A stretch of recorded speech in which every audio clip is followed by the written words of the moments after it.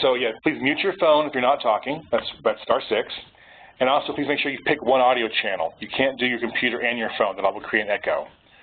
Please feel free to speak up. There's only a few of us on the call, so there's plenty of time for questions with David. Just make sure you say your name so we all know who's talking. Definitely don't put us on hold, because we'll have to hear you hold music, but then we'll have to mute you, and that'll be very sad. If you have any questions, I'm on the chat box, so send your questions to me. If you can't, for whatever reason, use your microphone to speak. And I'm not going to do a roll call. Let's get right to the webinar. So if you would, just type your name and your school in the chat box so I can see that you're here, and I give you credit for attendance. Okay? All right. So, David, I'm now going to give you control so you can share your screen.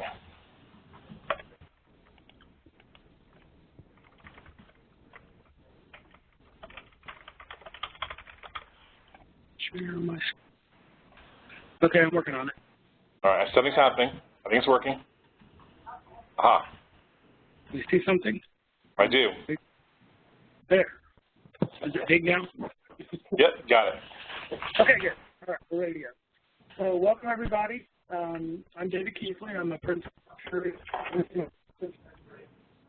partner of Hey, David, you're a little muffled. Your audio's a little garbled.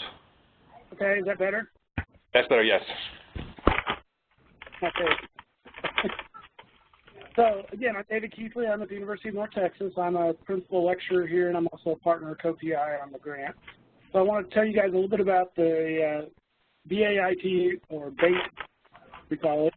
I'll give you a little history and then tell you a little bit about why it's private to you as well as to your students. So feel free at any time if you have questions, either send it to Mark or just interrupt me and we'll stop where we're at and we'll have some time at the end as well. I apologize for some of the noise. I've had a little bit of hay fever allergy this week, so I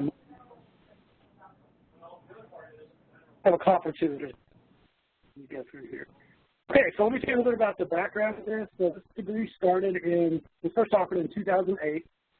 The process started about 2 years before that because as you'll see when we look at the goals here in a minute, one of the things we wanted to be sure of was that we were adding a new program that was beneficial to several different focus groups. We wanted to be sure it was something that would feed the needs of transfer students, so people coming from the community colleges, as well as business in our area.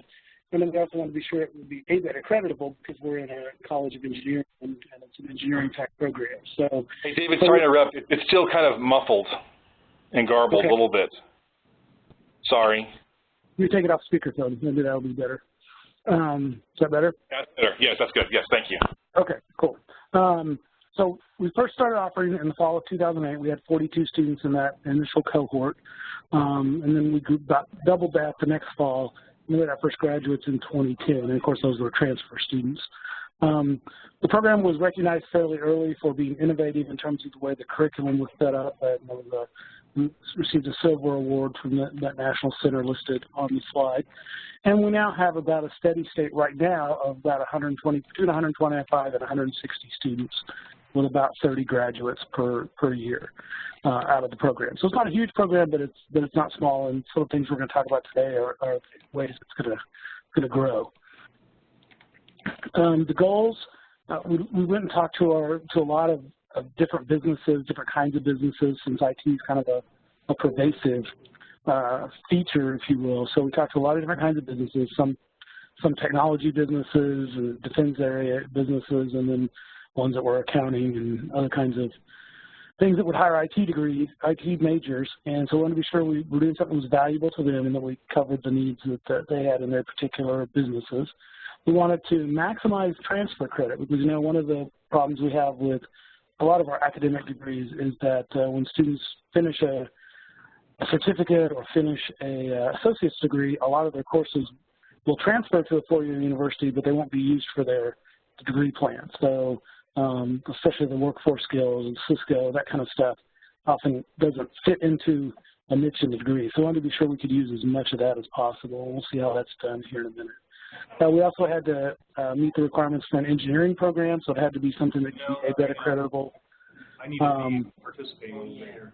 And then we had we wanted to maximize those opportunities.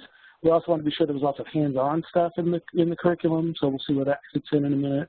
And we want to cover as much as we could of the breadth of different kinds of IT topics, so the networking, security, project management, administrative kinds of things for database and network administration, all those different kinds of areas. So we want to give them a good breadth in the IT fields, and then also let them have a chance to specialize in some particular area. And in that sense, we wanted to give them something that was flexible, so they could kind of, in a lot of ways, design their own specializations. We didn't want to just give them 5 or 10 choices and make them pick from those canned choices, but let them flex it as much as they possibly could. So we'll see how that fits into the degree plan here in just a moment. We also want to make sure that these kinds of things didn't happen. So this is my humorous interlude for the moment. So we want to make sure that they understand the difference and how to interpret what the customer needs based on how they explained it, and not deliver one of the other solutions. So we want to go from requirements to delivery and deliver what they actually wanted, which in this case was the tire swing. So hopefully you enjoyed that. I have a digital copy if you want one. So in Texas, and I don't know how many of you are from other states, but I'm sure you have similar issues. You may call them something different. In Texas, we call a lot of the courses that the community colleges offer in the skill areas workforce skills, and these typically do not equate to 4-year academic courses, so oftentimes we can't use them in a typical transfer into a 4-year academic program. And this is an obstacle for a lot of students because they've taken 2 years to get an associate's degree, and then they come to the university and find out that the only courses that they can use are, math, science, English, history, and that kind of stuff, and a lot of their technical courses. While they transfer and they'll put on their 4-year transcript, they don't actually get them out of any courses. They don't count as completing any of the major courses in their particular area. So that's often a problem. Sometimes we'll have courses that do pair up, but it's not always from all schools. It's not across the board. Maybe a particular school that has a particular faculty member that meets the requirements to teach that kind of a course at the university. So we might accept transfer from that one school for like a digital logic course or something. We have some of those that we individually articulate, but it has to be set up in advance between the 2 schools. So we wanted to do something where those courses could be used. Typically, in Texas at least, some schools have a BAAS degree, a Bachelor of Arts in Applied Sciences, that those courses can be used in, but they're not in a particular focus area. Usually they're kind of like a general studies degree. And they work well for students who maybe are older and have a lot of work experience, and maybe over the years have taken a lot of courses, and now they want to try and figure out how they can combine all those courses into some kind of bachelor's degree, but it's not necessarily important for them that the bachelor's degree be in IT or be in math or be in accounting or whatever it is. They just need a 4-year degree so they can perhaps progress into management. But for more traditional students who have gone through a program, finished an associate's degree in a particular technology area, and then would like to go on and get a bachelor's degree in that technology area, not just a general studies type degree, there wasn't really an option until we looked at doing something like this. So that's what we wanted to design this degree to do, to meet business needs as well as to meet the needs and articulation needs of community college students. And we've now passed ABET accreditation twice, and we'll talk a little bit later about why that was kind of the litmus test of could this really happen? Could we really accept these courses and have it be recognized and be accepted and accredited as an engineering degree? So currently we're accredited. We've gone through 2 different accreditation visits, and we're now accredited till at least 2021 when we have our next visit. So over the years, we've learned some things since 2008. So we've had a couple of periods where we revised things. Some of these were as a result of our accreditation visits. Others were as a result of Texas changing some of the core requirements, and then us talking with our industrial boards and finding out that maybe there were some areas that we needed to beef up certain kinds of things. So I'm not going to go through all the different versions because that's kind of water under the bridge at this point, but I want to show you now then what the program looks like today in terms of what students are taking and what the different pieces are. So Like any degree, we have a certain amount of core requirements, and these are all courses that would transfer from a community college, and in most cases even from an out-of-state community college, and that will be important when we talk about the online grade in a minute. So these are history, English, some of the sciences, social and behavioral science, all those kind of things, literature, that kind of stuff would fall under that core.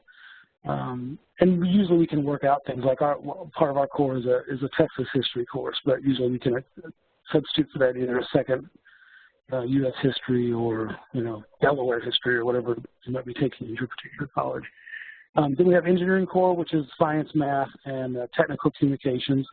One area where sometimes we have to work out articulation is that in our degree program, all our engineering degree programs, students do not take English Composition 2.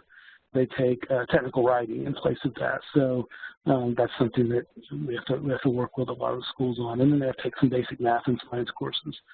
Then we have the CS and IT core. That's basically the required courses for the major, and these range from programming courses. We have a UML-based analysis and design course to kind of help train them to be business analysts, if you will. We have a database development and a database administration course, an intro to networking and a networking admin course, intro to security course, an IT project management course, a very focused project management.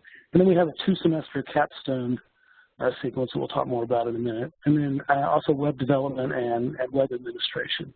And then comes the most important part for our discussion today, and we call that the supporting area. It's a 21-hour block of courses, so 7 courses, and these are the ones where they can use their courses from the community college. So they can use their Cisco networking courses. If they've taken those, they could use a sequence of security courses. They could use their PC support courses, but it's not limited to just IT-specific courses. They can use any coherent plan of study. So, for example, we have students doing this IT degree, BAIT, but also doing their leveling courses for doing like a technology MBA.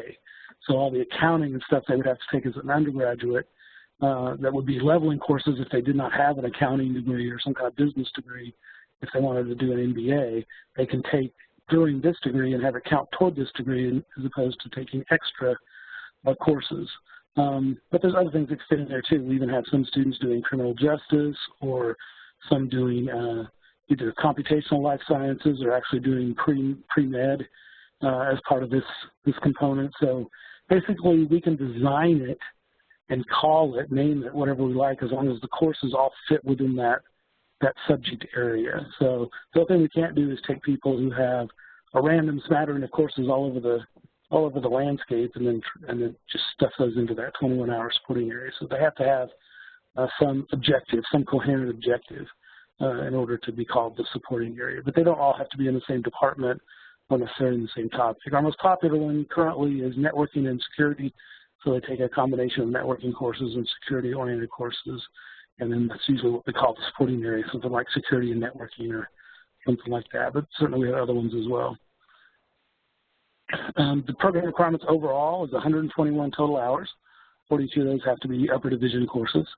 They have 8 hours of science with labs and 7 hours of math, and those come from the ABET requirements. And the math here is probability and statistics, I think Calculus 1. And they don't take any other advanced math beyond Calculus 1, and that's because it's an engineering program.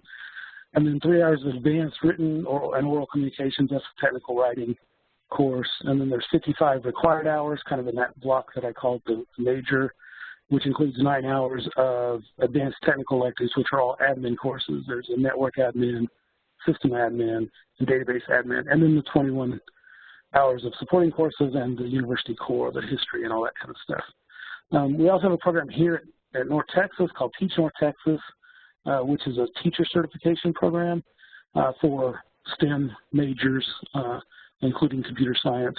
And you can also do this IT degree with that as your supporting area. And in that you take some educational courses on pedagogy, and you actually do your classroom practicum, you get to be a student teacher and those kind of things. And you can do that as part of this degree. So instead of having to do that again as an extra component with extra hours after your undergraduate, degree requirements, you can do this and then be also certified to be a computer science teacher in K-12 as well. So we have some students in that program as well. And other programs at the university support this too, like biology and math and some other areas.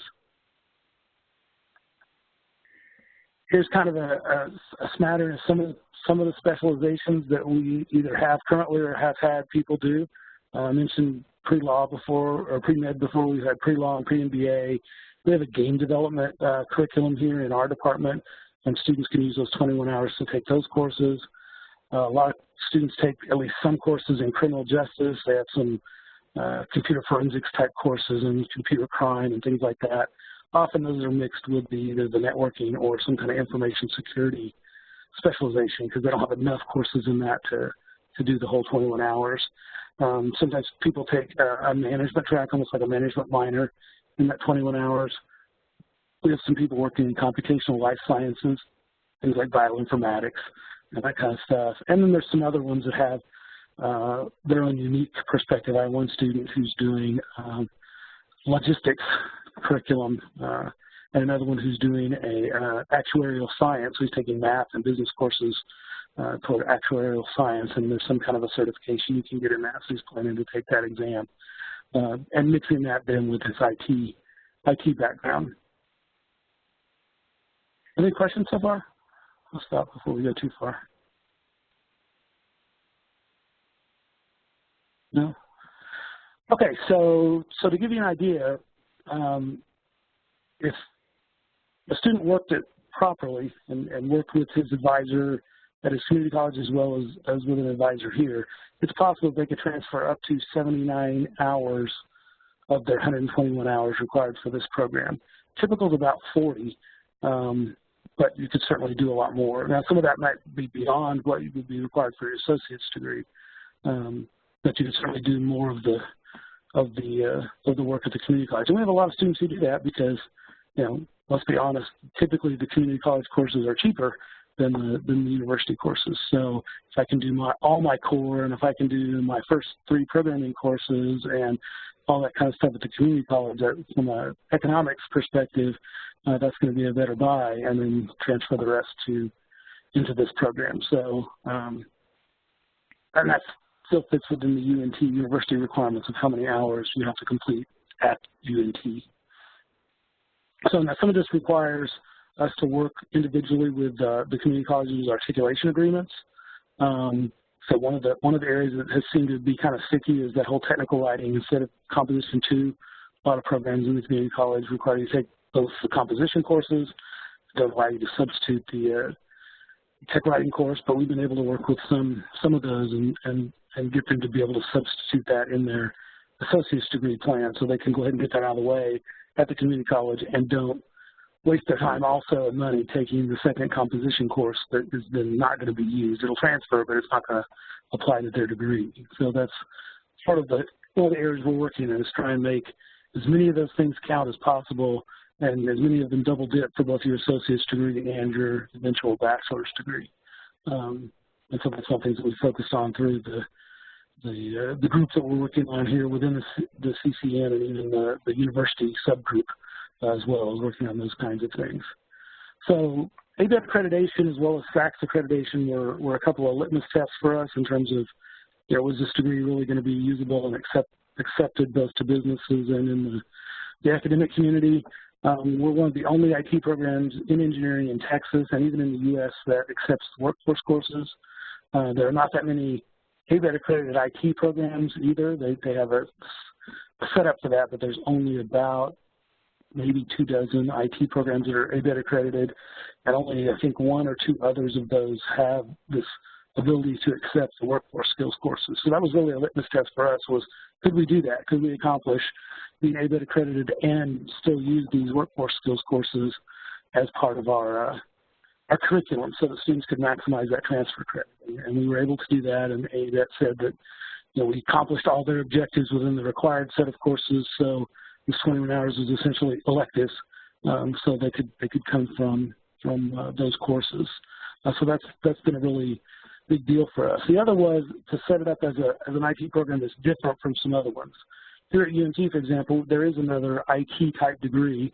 It's a Bachelor of Science in Information Science, so it's an ITIS, BCIS kind of a degree, and it's offered in the College of Business. And we share some courses. Some students take courses over there as well. But the difference is kind of the focus on the technology. So the engineering program has quite a bit of coding that students do. Have a lot of other technology courses they have to take. They have to take quite a bit of majors type science courses like physics and chemistry. And that sets it apart from the business program. And also sets it apart in terms of what kinds of companies look for those kinds of graduates. So here in the DFW area, we have a lot of technology employers. In other words, employers who develop technology products or do other kinds of technology things. Some of those are aerospace companies, certainly a lot of companies that make computers like Dell and HP and that kind of stuff. So a lot of those places want IT people that can support technical people. So the people they're supporting in their IT role are engineers and computer scientists and people like that. The business people tend to focus, I mean, language-wise, they use different things that we do. They're still doing COBOL. They're doing Visual Basic and Visual Basic for applications like in Excel and things like that, as opposed to C++ and shell scripting and those kinds of things. And their focus is more on sort of what I would call more traditional or less technical businesses. So a lot of their graduates go to law firms and accounting firms, and then they go work in hospitals and things like that in the IT department. So they have a different, more business-focused set of courses and requirements. So the two are very different. Sometimes we have students transfer between those, but serving a different market, serving a different level of technology needs in various kinds of businesses. So what does that mean for you and for your students?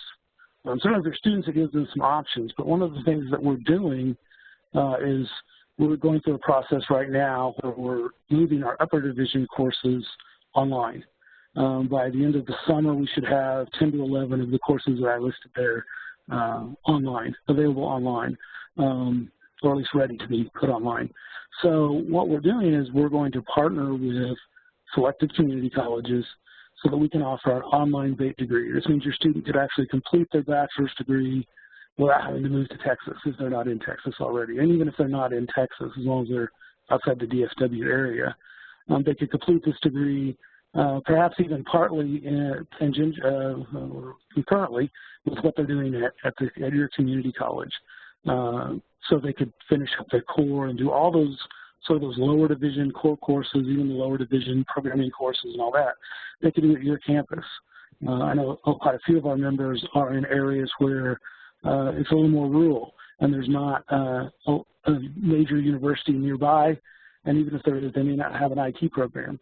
So the students don't even have a choice in terms of going and completing a bachelor's degree in that area. So this is certainly an opportunity for them, as well as if they get their associate's degree and they get a good job using their certificates and their certifications and all those kinds of things, then this would be an opportunity they could complete a bachelor's degree in a non-traditional way. So because the courses will be asynchronous for the most part, so they won't have to try to come to classes 8 to 5 Monday through Friday when they're out doing their job.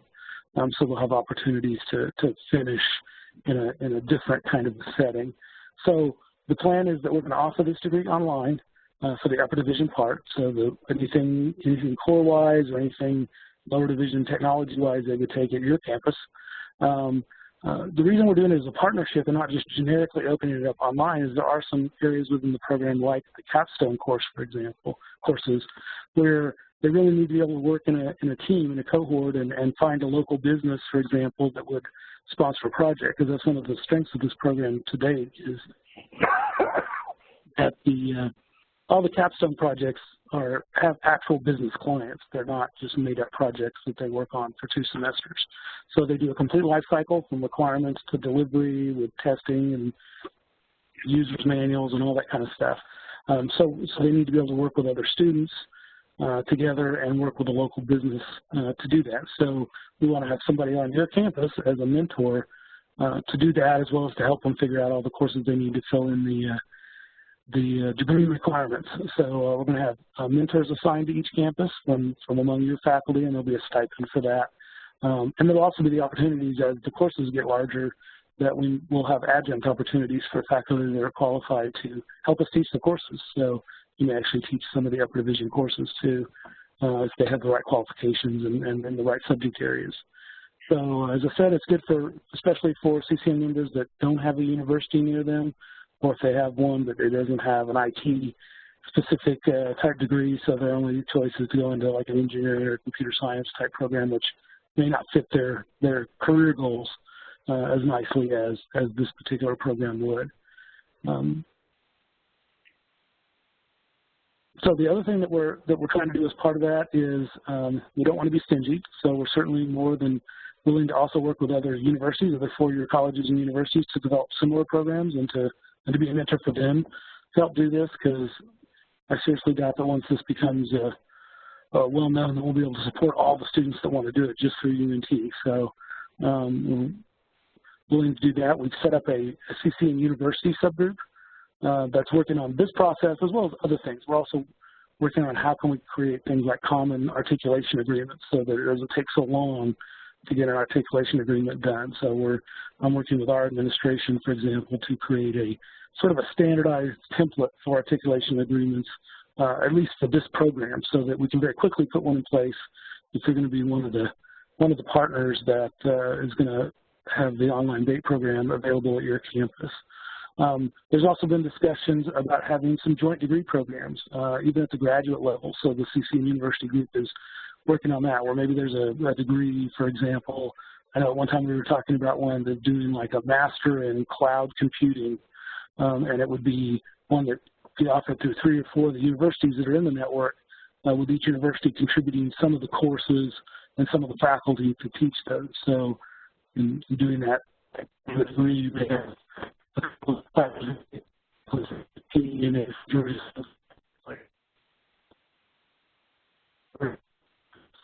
has been working on. So we want,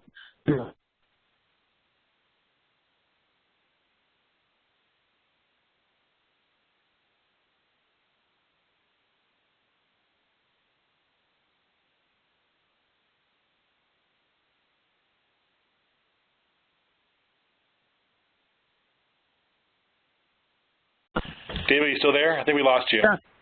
Oh, I think you went away for a second. Oh, I'm sorry. Where did I go away? So I know where to pick back up. You're just wrapping up to talk about how they're going to get involved on their side. Okay. Okay. So, yeah, being part of this university subgroup, certainly invite you to. Yeah, you covered that part. Yeah. Okay. Okay. So we are okay. So let's go to the next one. So the instrument.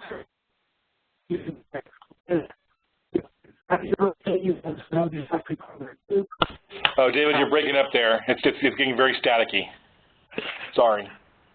I want to be sure everybody can hear. Is that better? That's better, yes. So far? Okay. So refer people to the CCM University subgroup.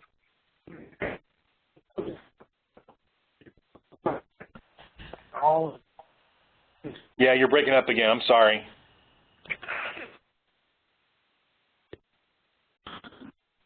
Yeah, we can't hear you at all now.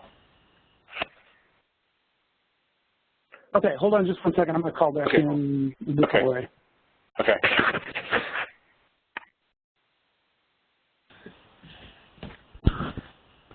Sorry for the delay. He'll be back in just 1 second, I guess. Technical difficulties. And IT presentation.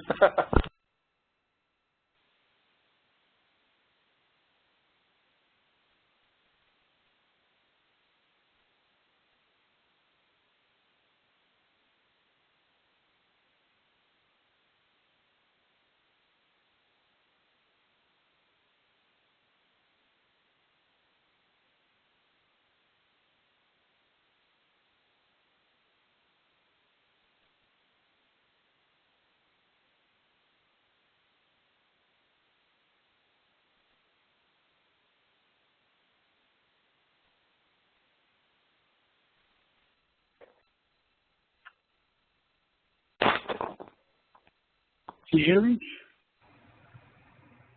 Yes. You hear me now? Yeah, you're muffled, but at least you're not breaking up. Okay, good. Maybe just from the connection. Okay, so what are your next steps? Talk about referring your university friends. You can send me an email, and my contact information is on the first slide and it will be on the last slide.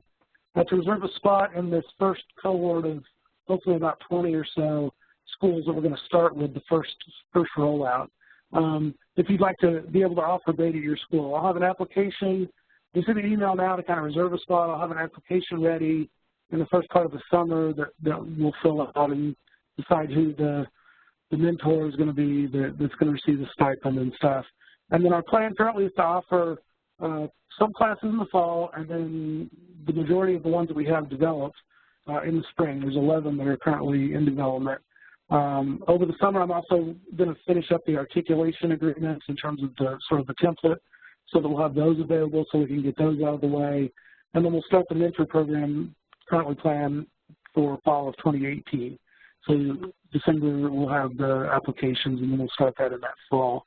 And then probably around fall 2018 is when we'll also start looking for adjuncts to be instructors and perhaps lab managers in addition to the mentors at some of the different schools that are part of the program. And then the idea is that just like the way the CCN worked when it first started, we'll start with a group of schools, and then we'll slowly bring in 4 or 5 every semester until hopefully we get all the members of the CCN offering this at their school, at least all the community colleges that are part of the CCN. And perhaps also get some of the universities to offer similar programs.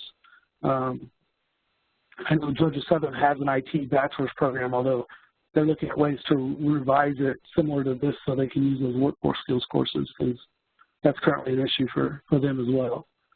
Does anybody have any questions? You can also use the chat box if you want to send a question that way. You want to write it out. Or you can just speak up. Got one question. Is it possible to review Tarrant County College IT courses and determine which one will be accepted into the BATE program? Sure. I mean, like I said, we can pretty much accept any set of workforce courses as long as they represent some kind of a coherent thread. So, for example, if students took all the Cisco networking and security courses, that's a coherent thread. So I don't even have to evaluate them because I know what the requirements are for the courses. I can tell you that we would accept those. Or if they took a complete, did a complete associate's degree in support, PC support and that kind of stuff, at help desk, we could take that piece. So if it's an existing associate's degree or certificate program that they've completed, so that all the courses are coherent and we know that, if they completed that, we can take those without even having to do an evaluation of them. The only reason I would have to do an evaluation is if they just had kind of some random courses that we need to see if they fit together in some consistent way. Well, I think the response to that is, but they want to show the students this list. So how could we do that? Oh yeah, we can do. I'll put together I have a degree packet for UNT, but I want to modify it a little bit if we're going to do it for the online date. So I'll try and have that in the next few weeks. So if you send me an email and say we're interested in this, then I'll put together something you can use from a sort of a marketing perspective that shows what the degree plan would look like, and we can even plug in your particular courses if you'd like. So I've been working on a template for that anyway. So I'll have a template where we could plug in your individual courses. Okay, these courses are at Tarrant, or these courses are at Collin, or these courses are at DCCD, or wherever you're at. And here's what a degree plan would look like where you are mixing them with the UNT courses. That's not a problem. Just let me know that that's something you'd like to have, and we'll get it to you. Thank you for that. Also, in general, I had a couple of questions. Yes, as soon as this webinar is over, I'm going to send you a survey link, and also I'm going to send you the recording link. And Dave, if you send me the slides, I can put that in that email as well. Sure. So you guys can forward it to your administrators and your colleagues, whoever you think wants to see it. So that should happen within the hour. And if you need me to talk to some people, we can either do a webinar kind of like this, but just for you, or depending on where you're at, I have some travel money that I can even come visit if it's somebody wants to have a serious discussion about becoming part of this, but has some questions or concerns. We can work out a way to get those answered directly. That's great. Any other questions? I'll also be going to high tech. I'm not sure about NCPN yet, but so if you want to have a further discussion and you're going to that, either one of those, or if you're in this area, I'll certainly be glad to come talk to you, so if you have interest. Or I can discuss over email, or we can have a phone conversation as well, so whatever works best for you. But I'm excited about this, and I really want to encourage a lot of the CCM members to get involved, because I think it's a great service for your students. That's going to get them what they want and what they need, as opposed to having to settle something. So, David, do you have your email address that you can show up there on the screen one more time? Yeah, sure. Hello, can I ask please? Yeah, go ahead. Sure. Hi, I'm Tina Trainer from Gateway Technical College, and Hi. I'm wondering if an agreement was developed outside of Texas, how would out-of-state tuition play into the online program? Okay, so the way the online program is working, we're still working the numbers out, but students would not pay out-of-state tuition. We have a separate funding model for online courses for out-of-state students. So because they don't have to pay all the on-campus fees and that kind of stuff for the student union and the rec center and all that kind of stuff. I can't tell you exactly what that number is, but it's going to be somewhere between yet. But I will be able to in the next month or so. But it's going to be less than out-of-state tuition, but probably just a little bit more than in-state tuition. Okay.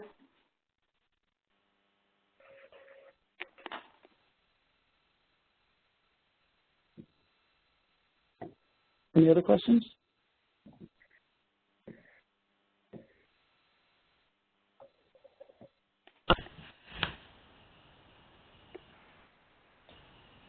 For the question, is that just you, Mark?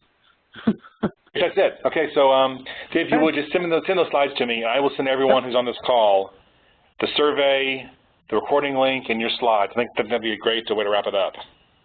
That sounds good. And there's my email address now on the screen. And, of course, it'll be on the slides when Mark sends them out as well. All right. Cool. Appreciate y'all's attention. And thanks, everyone, for joining us. Hope it was useful. And thank you, David. All right. Email on the way. All right. Talk to you guys later. Thank you very much. Have a good weekend, everybody. Bye. Hey, Mark.